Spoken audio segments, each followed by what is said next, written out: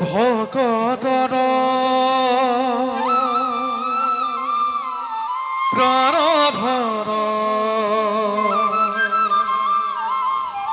মুকুন্দ মুৰাৰি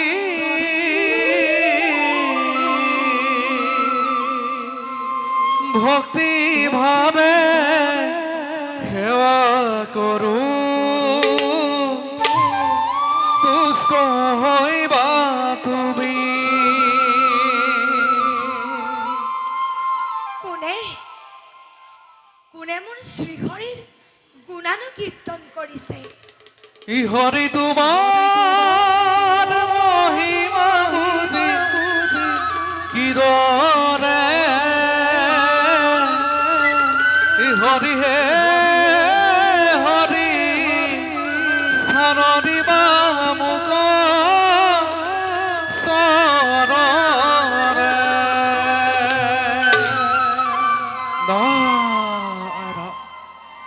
প্ৰণাম। কোন তুমি সুন্দৰ বালক? এই গভীৰ অৰণ্যৰ মাজত অকলে অকলে তুমি কি কৰি আছা? দেৱ, মোৰ নাম ধ্ৰুৱ। ধ্ৰুৱ? উদ্যান ৰাজকুমাৰ মই। নাৰায়ণ হৰিৰ আৰাধনাৰ হেতু আহিলো মই অৰণ্যৰ ভিতৰে। নাৰায়ণ বাছা, অৰণ্যৰ মাজত হৰিক তুমি ক'ত পাবা? হৰি জানো অৰণ্যত থাকে? মিছা কথা। হৰিক তুমি এই অৰণ্যৰ মাজত কেতিয়াও বিচাৰি নোপোৱা। মোৰ বিশ্বাস দেৱ, অৰণ্যতে মই হৰিক লগ পাম। বাৰু বালক, অৰণ্যৰ মাজত হৰিক তুমি কেনেকৈ পাবা মোক কোৱাচোন। তেন্তে শুনক দেৱ। হৰি বোলা ভাই, হৰি বোলা ভাই, হৰি নামৰ বিনে আন গতি নাই হে। হৰি বোলা ভাই। হৰি নিৰাকাৰ বাছা, দেৱ, তেওঁ কেনেদৰে বিচাৰিলে নোপোৱা নহয়? দেৱ, মই নিজেই নাৰায়ণৰ নাম লৈ ঘূৰি ফুৰো, তথাপিতো তেওঁ মোক দেখাকে নিদিয়ে। গতিকে শুন, তেওঁক বিচাৰি আৰু তুমি কষ্ট খাব নালাগে, ঘৰলৈ উভতি যোৱাগৈ। শুভ কামত বাধা দিবলৈ আহিলে কিয় দেৱ? বাছা, আয়ে মোক বিদায় দিছে নাৰায়ণ হৰিক আৰাধনা কৰিবৰ হেতু। নাৰায়ণ আপুনিও মোক উপায়হে দিব লাগে। নাৰায়ণ বাছা, যদিও হৰি নিৰাকাৰ, আৰাধনা কৰিব জানিলে তেওঁ ভক্তক দেখা দিয়ে। মহা ঋষিমুনিসকলে হাজাৰ হাজাৰ বছৰ তপস্যা কৰিও যাৰ দৰ্শন পাবলৈ কঠিন, তেনে শ্ৰীহৰি যুগল চৰণ দৰ্শন কৰিবলৈ তুমি জানো শ শ বছৰ তপস্যা কৰিব পাৰিবা বাছা? দেৱ, বাছা বালকৰ কান্দোনত পিতৃ মাতৃ নিচুক হোৱাৰ দৰে নাৰায়ণ জগত পিতায়ে মোক মৰম কৰিব বুলি ভাবিছো। শ শ বছৰ তপস্যা কৰিব লাগিব জানো দেৱ? আচৰিত, অদ্ভুত জ্ঞান গৰ্ভ কথা। উপায় এটা নিদিলে নহব। বাছা তেনেহলে মই যাওঁ। আপোনাৰ ওচৰত সময় নষ্ট কৰিলে বাছা মোৰ পলম হ'ব। নাৰায়ণ হৰিক আৰাধনা কৰোঁগৈ। বাৰু বাছা, তুমি মোৰ প্ৰকৃত পৰিচয় আজিলৈকে নাজানা। মই সেই দেৱৰ্ষি নাৰায়ণ।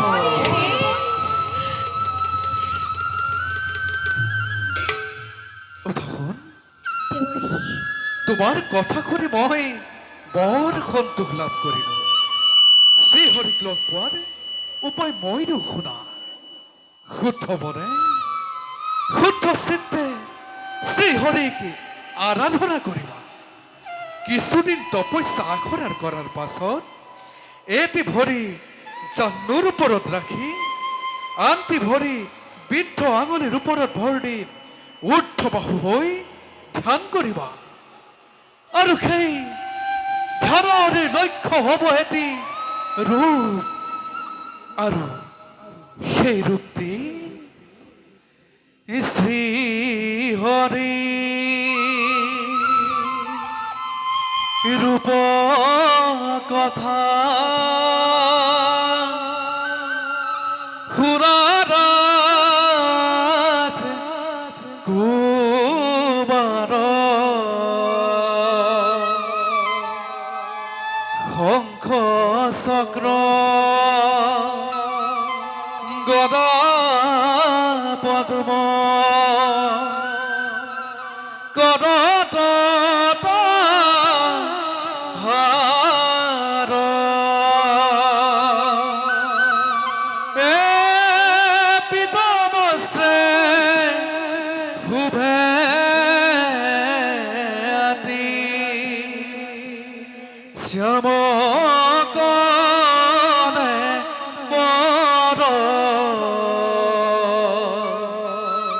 কবৰ অনুসৰ সাৰু অৰুণ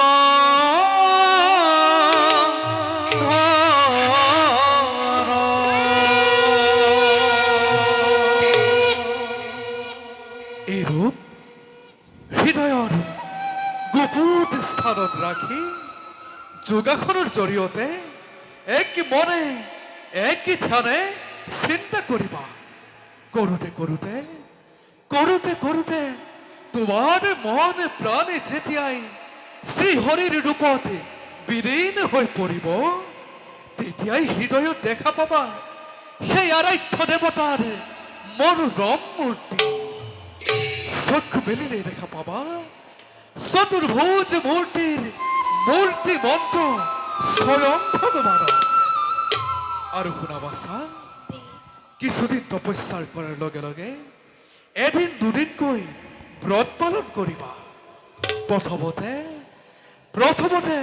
বনৰ ফল মূল ক্ৰমে জলপান দিব পাৰিবা আহাৰ হ'ব মহাপ্ৰাণ বায়ু সেই বায়ুকে লৈ জগত তুমি স্তম্ভিত কৰিবা চৈধ্য ভুৱন চমক লাগিব বিধিয়ে বাছা বিধিয়ে উদ্ভাসন কৰাৰ পদ্ধতি এই বাছা